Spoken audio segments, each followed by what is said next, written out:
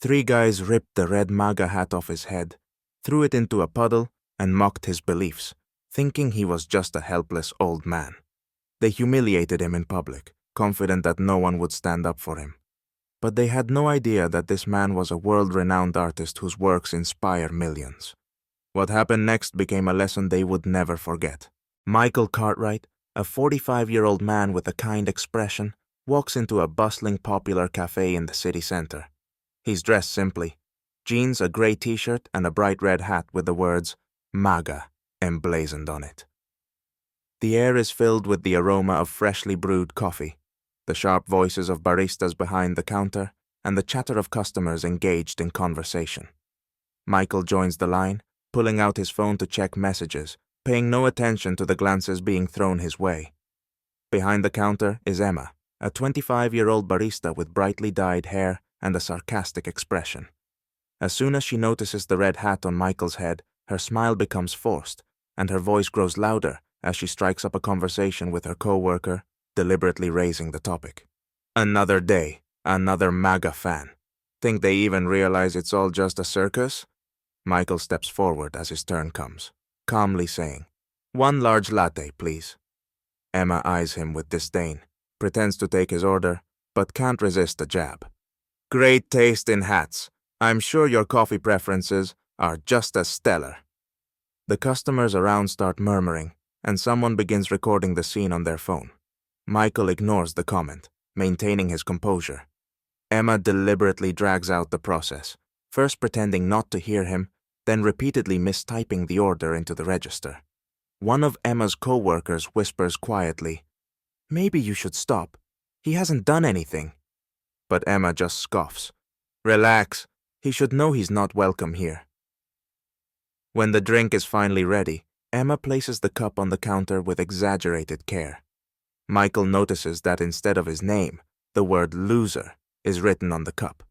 He calmly picks it up, but after taking a sip, he realizes it's not a latte. It's a strong espresso, with no milk or sugar. "Excuse me, I think this isn't my order," he says, handing the cup back politely. Emma rolls her eyes dramatically. "Are you sure you even want to stay here? Maybe you'd feel more comfortable somewhere they actually enjoy serving people like you." The crowd in the cafe begins exchanging glances. Some chuckle, but others look on with confusion. Michael, after a brief pause, responds softly and politely. "Seems like we've started the day off on the wrong foot. Could you please just redo the order?" But Emma doesn't let up.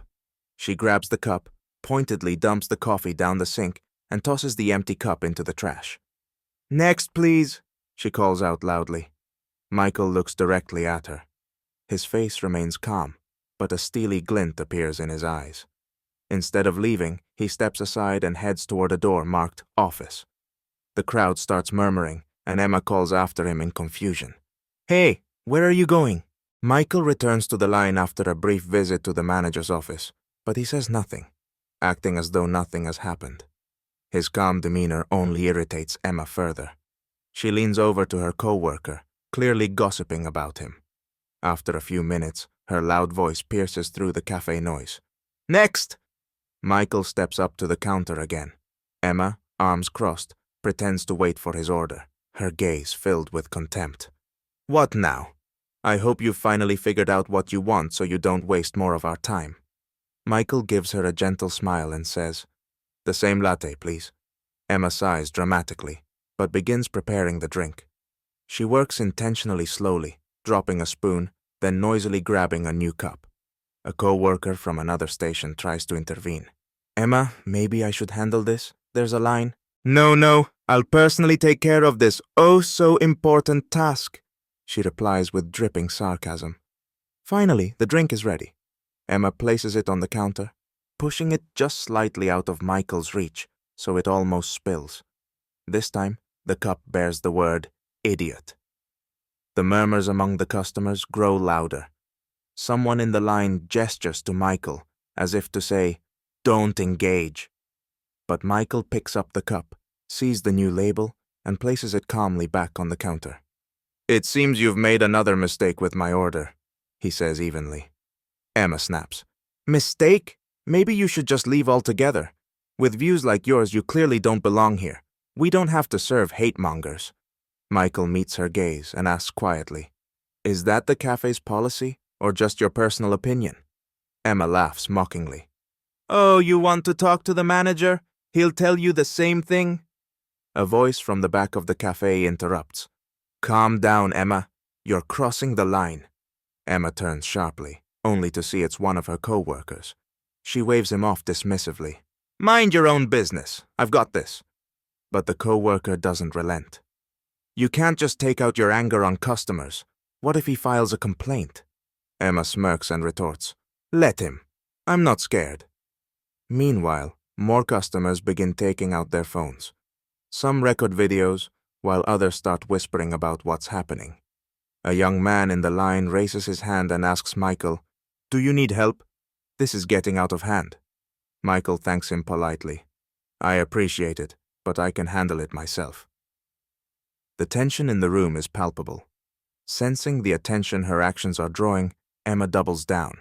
She picks up the cup of coffee, pretending to hand it to Michael, but then theatrically dumps it into the trash. "Oops, looks like it spilled. Want to wait for another one?" The cafe falls silent. For a moment, there's nothing but stillness. Michael slowly puts his hands in his pockets, glances around the room, and says in a clear, steady voice, "I think that's enough.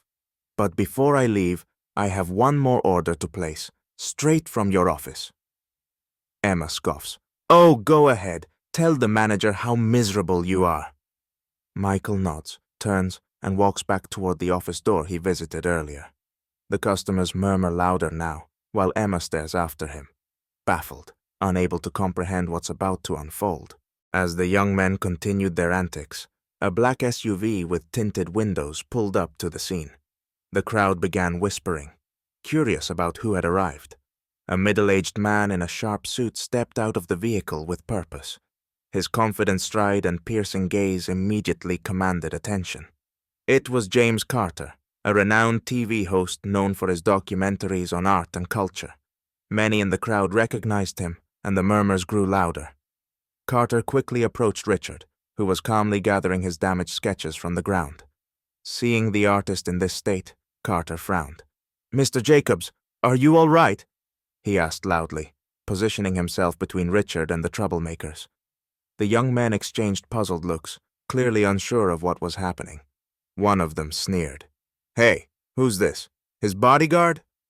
Carter ignored the comment, continuing to address Richard. "We're ready to start filming. The whole crew is in place, but it seems something unpleasant happened here." Richard rose to his feet with a faint smile. "It's nothing, James. Just a lesson in patience. I'm fine." Carter's words made the young men uneasy.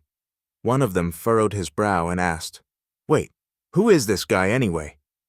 "Are you serious?" Carter turned to them, his glare sharp. "This is Richard Jacobs, one of the most celebrated contemporary artists in the world. His exhibitions are hosted in the most prestigious museums globally, and you've just made a spectacle of yourselves, showcasing the limits of your ignorance and rudeness."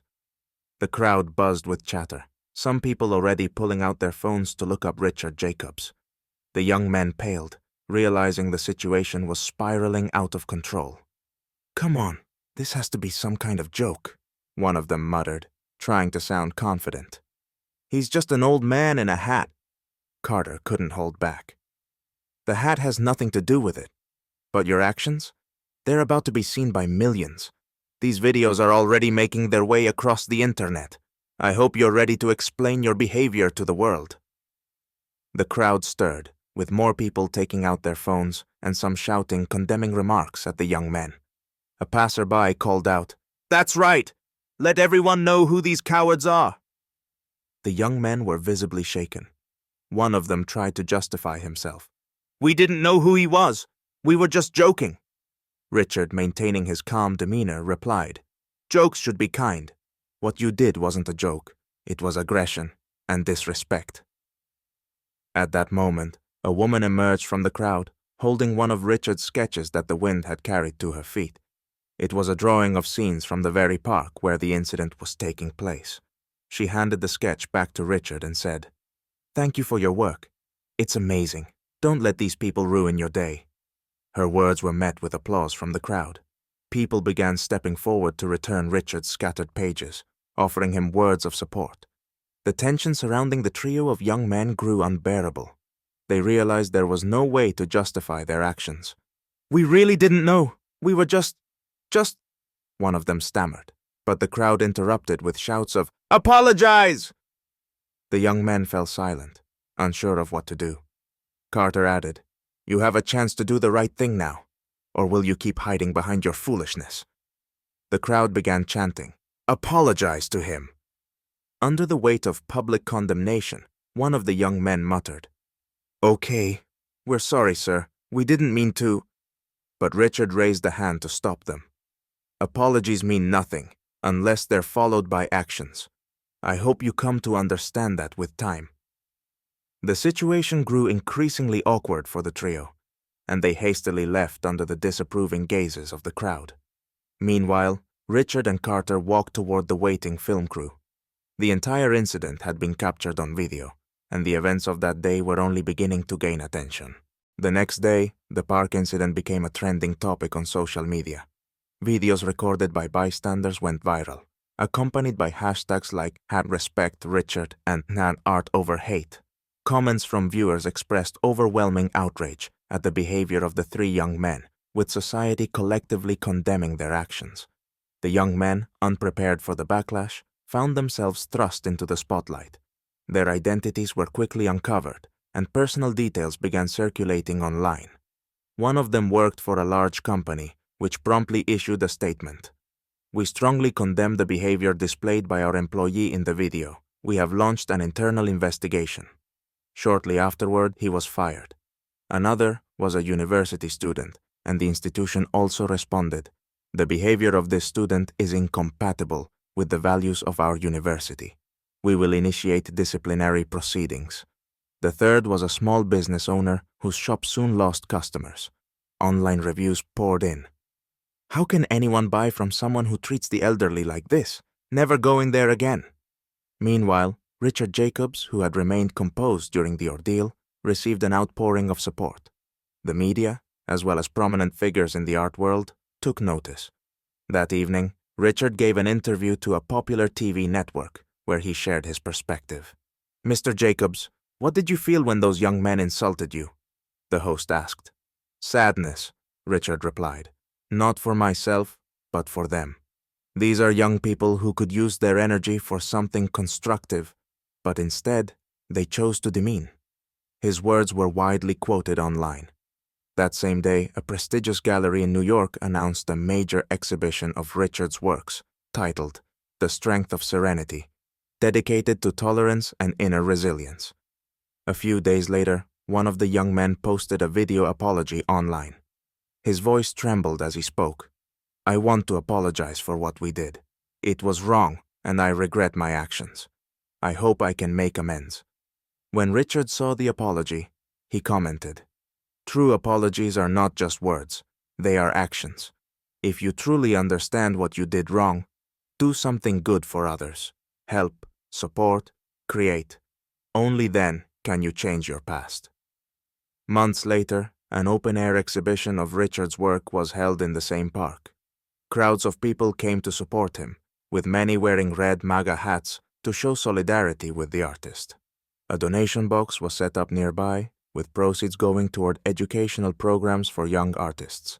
During the event, Richard gave a speech. "The incident in this park reminded me that kindness and creativity are always stronger than aggression. Instead of focusing on hate, let's learn to support one another." Among the crowd, two of the young men who had attacked him were spotted standing quietly at a distance.